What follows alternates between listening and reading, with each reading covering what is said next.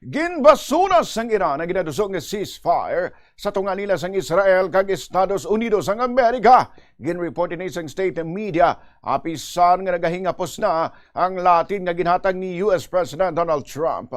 Pahayag sang state media na palabot na nilang ilas sabat sa key mediator nga Pakistan. Sa separado nga pahayag ni Mujtaba Ferdusipur, ang head sang Iranian diplomatic mission sa Cairo, Egypt, ginsiling sining nga hindi lang basta-basta nga ceasefire ang ilang luyag. Ang gusto siguraduhon sang Iran sa iya among pagtakop sang gera nga may garantiya nga hindi na sila liwat nga pag-atakihon.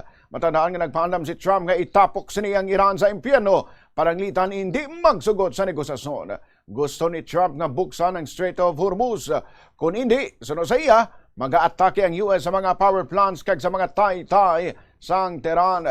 Samtang panaayon na ining bayluhan ng isang pandam, nag-atake naman ang Israel sa dakong petrochemical plant sa South Pars Natural Gas Field kung sa din napatay ang duha ka paramilitary Revolutionary Guard commanders. Gintawag ini bilang pinakadako nga petrochemical facility sang Iran. Nagpadayaw ang Israel nga ilang ginhimo nga atake ang mahimo makadulas ang major source ng revenue para sa Iran. Bangod ang among gas field ang critical para sa electricity production.